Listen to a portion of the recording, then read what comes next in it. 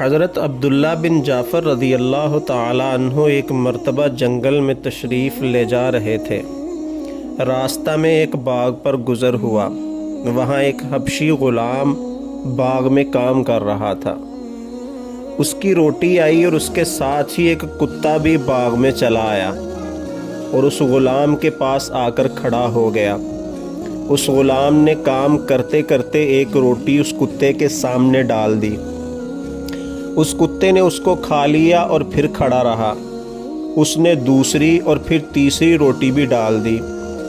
کل 3 ہی روٹیاں تھیں، وہ تینوں کتے کو کھلا دیں۔ حضرت عبداللہ بن جعفر غور سے کھڑے دیکھتے رہے۔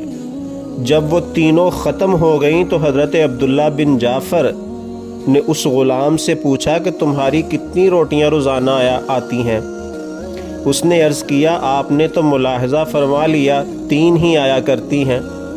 حضرت نے فرمایا کہ پھر تینوں اس کتے کو کیوں کھلا دیں؟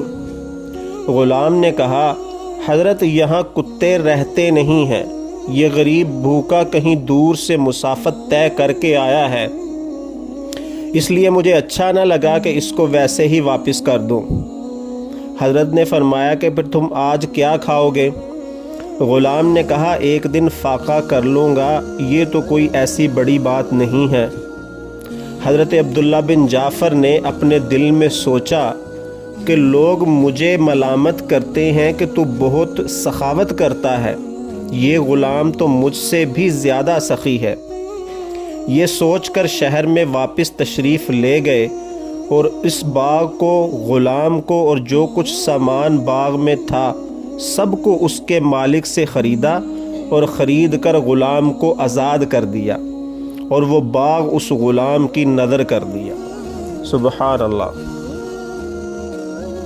اگر آپ کو ہماری ویڈیو پسند آئے تو ہمارے چینل کو سبسکرائب کر دیں اور اسے شیئر بھی کریں۔